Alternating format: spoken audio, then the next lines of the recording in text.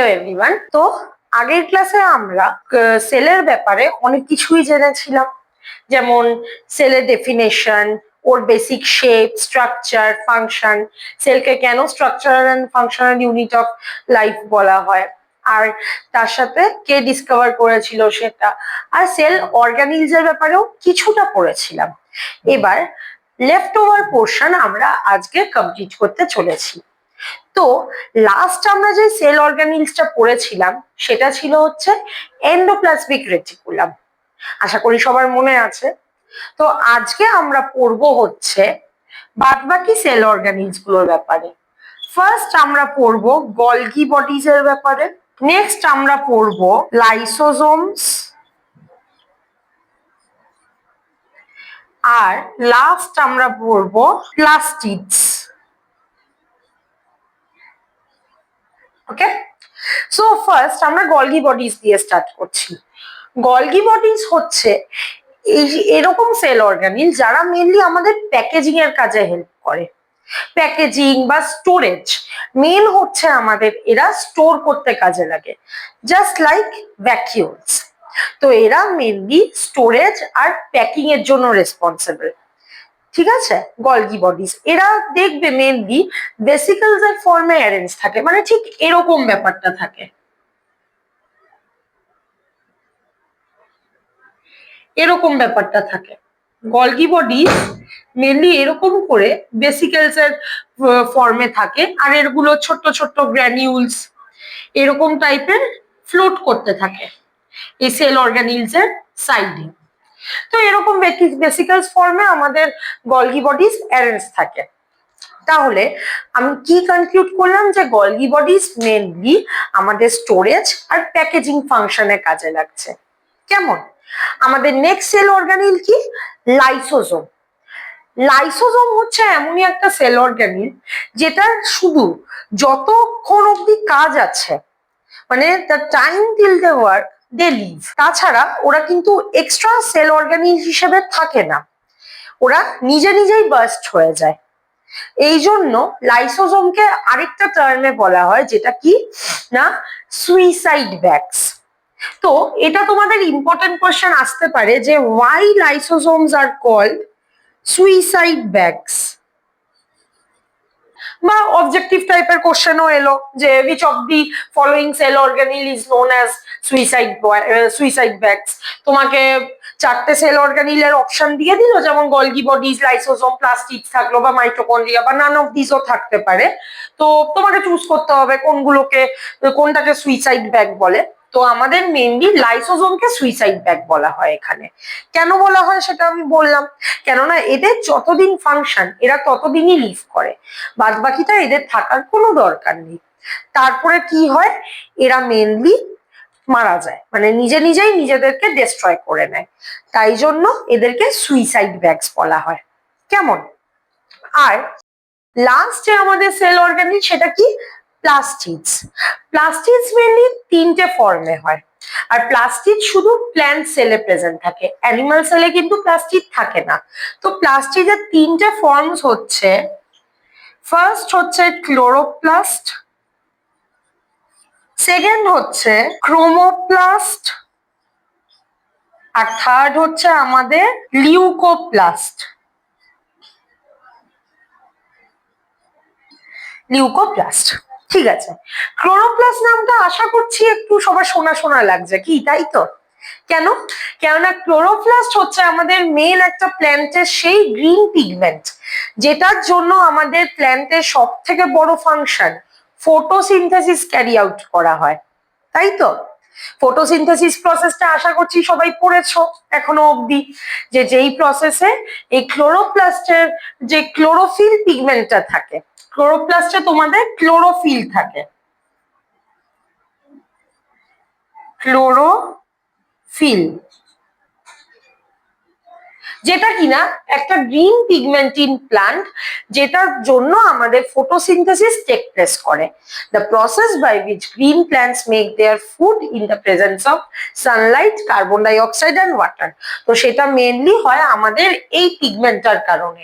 Chlorophyll, যেটা কিনা green pigment, যেটা আমাদের সেই সেল অর্গানিন মানে প্লাস্টিডের মধ্যে থাকে, যার নাম কি ক্লোরোপ্লাস্ট। কেমন? নেক্সট হচ্ছে কি ক্রোমোপ্লাস্ট। ক্রোমোপ্লাস্ট নামটা একটু নতুন লাগছে আমি জানি। ক্রোমোপ্লাস্ট মানে হচ্ছে কালার্ড প্লাস্টিড। মানে ধরো অনেক সময় গ্রিন কালার তো ক্লোরোপ্লাস্টের জন্য হচ্ছে, ক্লোরোফিল পিগমেন্টের জন্য, কিন্তু সব সময় কি লিভস আমরা গ্রিন দেখতে পাই না, আমরা ইয়েলো দেখতে পাই, আমরা ভায়োলেট দেখতে পাই, অনেক রকম কালারই লিভস দেখতে পাই আমরা, তাই না? It's because of chromoplast. এরা এরা শুধু গ্রিন কালার নয়, এরা গ্রিন কালার ছাড়াও বাদ বাকি কালার তোমার প্ল্যান্ট লিভসে ইম্পার্ট করতে হেল্প করে, ঠিক আছে? সেগুলোকে বলা হয়, ক্লোরোপ্লাস্টকে তোমার কালার্ড প্লাস্টিডসও বলা হয়, কালার্ড প্লাস্টিডস। ওকে, তাহলে আমরা ক্লোরোপ্লাস্ট দেখলাম, ক্রোমোপ্লাস্ট দেখলাম। লাস্ট আমরা কি দেখবো? লিউকোপ্লাস্ট। লিউকোপ্লাস্ট হচ্ছে, অ্যাজ আমরা নাম থেকে বুঝতেই পারছি, লিউকো মানে হচ্ছে নন কালার্ড, আর প্লাস্ট মানে হচ্ছে প্লাস্টিড। তো এরা হচ্ছে মেনলি নন কালার্ড প্লাস্টিড। এদের মধ্যে আমাদের ক্লোরোপ্লাস্ট আর ক্রোমোপ্লাস্টের মতন কোনো পিগমেন্ট প্রেজেন্ট থাকে না, তাই জন্য এরা হচ্ছে নন কালার্ড প্লাস্টিড, যেহেতু এদের মধ্যে কোনো পিগমেন্ট থাকছে না, ঠিক আছে? তাহলে আমরা 3 রকমের প্লাস্টিডের ব্যাপারে জানতে পারলাম, ক্লোরোপ্লাস্ট, ক্রোমোপ্লাস্ট আর লিউকোপ্লাস্ট। ক্লোরোপ্লাস্ট হচ্ছে গ্রিন কালার পিগমেন্ট, ক্রোমোপ্লাস্ট হচ্ছে বাদবাকি অন্যান্য কালার পিগমেন্ট, আর লাস্ট হচ্ছে লিউকোপ্লাস্ট, মানে এটার কোনো কালার হয় না, নন কালার প্লাস্টিড। কেমন? তো আমরা আমাদের সেল অর্গানিন পোর্শনটা অলরেডি কমপ্লিট করে নিয়েছি। নেক্সট আমরা এবারে একটা কনক্লুশনের মতন দেখব, মানে what is the basic difference between plants and animal cells. কেমন? তো প্ল্যান্ট সেলের ক্ষেত্রে আমরা ফার্স্ট কি দেখেছিলাম? Cell wall is present. আর অ্যানিমাল সেলের ক্ষেত্রে কি সেল ওয়াল ছিল? ছিল না। অ্যানিমাল সেলের ক্ষেত্রে বাস সেল মেমব্রেন ছিল, আর প্ল্যান্ট সেলের ক্ষেত্রে সেল মেমব্রেনের উপর আবার এক্সট্রা করে আউটার কভারিং এ সেল ওয়াল ছিল। তো অ্যানিমাল সেলের ক্ষেত্রে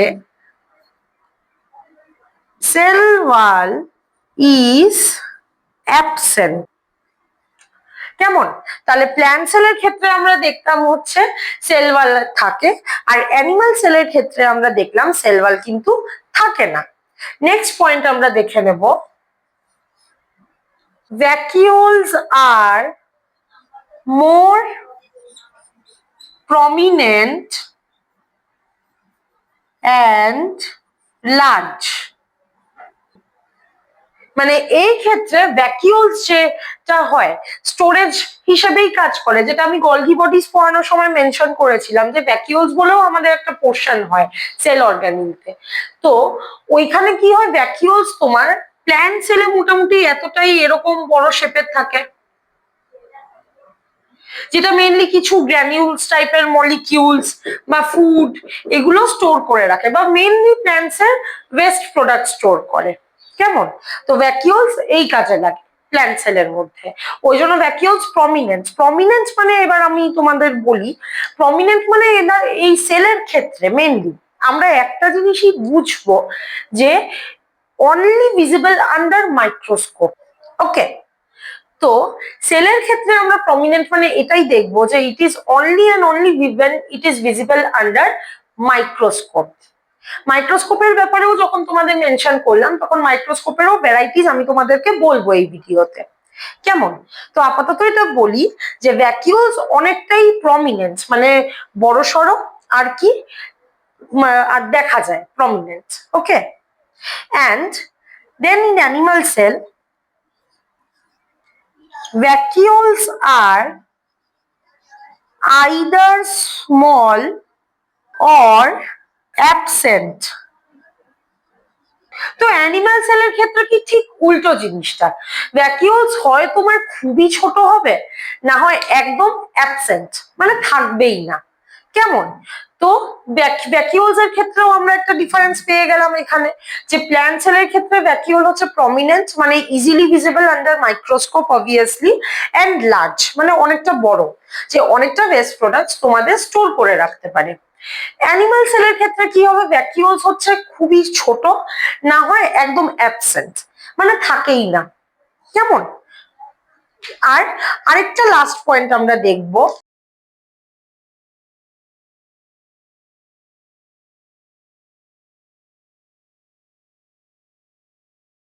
লাস্ট পয়েন্টটা হবে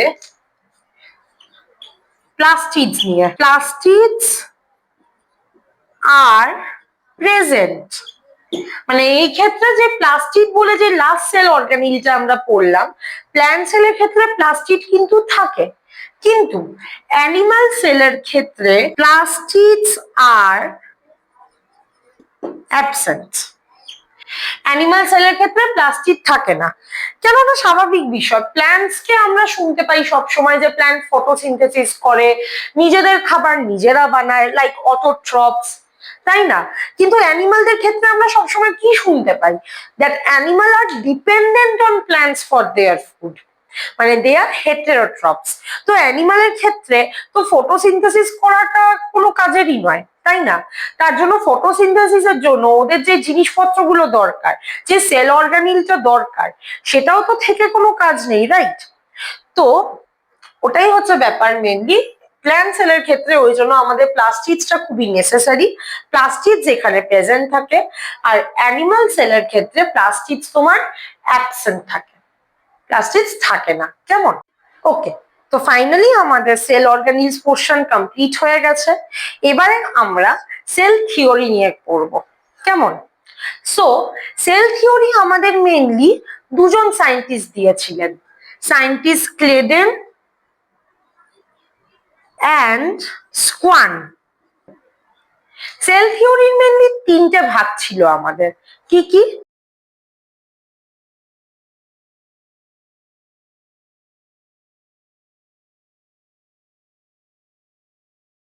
All components are made up of living cells. Next কি?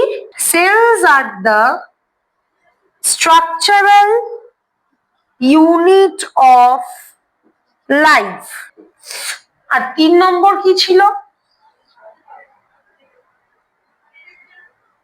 All cells arrive from pre-existing cells. তাহলে এই তিনটেই আমাদের মেইনলি ছিল সেল থিওরির পার্ট। যে আমরা জানি আমাদের বডির যে কোনো কম্পোনেন্টস বা যে কোনো অর্গানস সব কি দিয়ে তৈরি? লিভিং সেলস দিয়ে তৈরি। কেমন? নেক্সট কি? সেলস হচ্ছে আমাদের, অ্যাজ আমি ডেফিনেশনেই মেনশন করে দিয়েছিলাম, যে সেলস আমাদের বডির মেন স্ট্রাকচারকে ফর্ম করতে হেল্প করে। আশা করছি সবার মনে আছে, ওই ব্রিক্স এর মতন, ঘর যেমন ব্রিক্স দিয়ে তৈরি হয়, আমাদের বডি কি দিয়ে তৈরি হয়? সেলস দিয়ে তৈরি হয়। তো সেলস হচ্ছে আমাদের কি? Structural unit of life. আর লাস্ট কি? All cells arise from pre existing cells. তো সবকটা, সব যে সেলস গুলো আমাদের আছে, সেগুলো ধরো আগেও কিছু সেলস ছিল আমাদের, তো আগে যে পুরোনো সেলস গুলো আমাদের ছিল, ওদের কাজ ফার্স্ট অফ অল কি হয়েছে? শেষ হয়ে গেছে। কেমন? তো ওদের কাজ শেষ হয়ে পরেই আমাদের নতুন সেলস অ্যারাইজ করেছে। কেমন? মানে সেলের, পুরোনো সেলের যতদিন কাজ ছিল, মানে ওল্ড সেলস থেকে আমাদের নিউ সেলস অ্যারাইজ করেছে। তো পুরোনো সেলের যতদিন কাজ ছিল, পুরোনো সেল অতদিন থেকেছে, তারপরে কি হয়েছে? ওইগুলো ডিস্ট্রয় হয়ে গেছে, তারপরে আবার ওর জায়গায় রিপ্লেস হয়ে কি হয়েছে? নতুন সেলস এসছে। এই লাইনটার হচ্ছে এটাই মানে, যে all cells arise from pre existing cells. Okay, তো আমরা আমাদের ভিডিওর প্রায় শেষের দিকেই চলে এসেছি আমাদের টপিকের।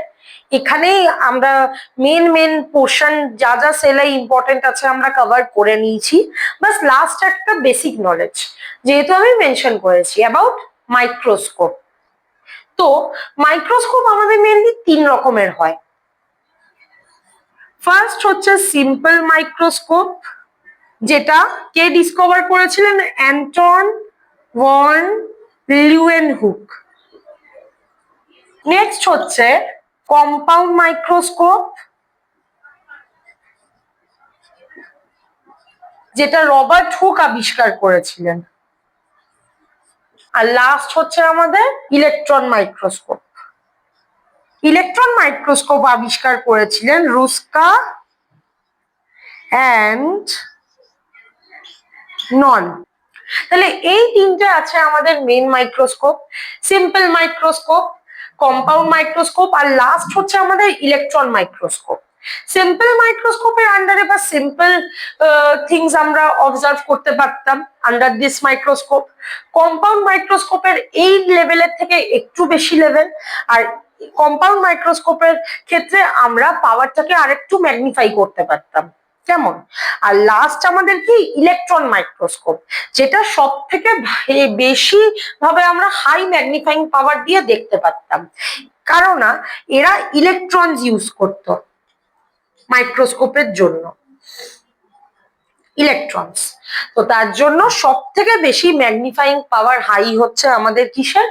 ইলেকট্রন মাইক্রোস্কোপের। কেমন? তো এটাই ছিল বেসিক কনসেপ্ট আমাদের মাইক্রোস্কোপের ব্যাপারে।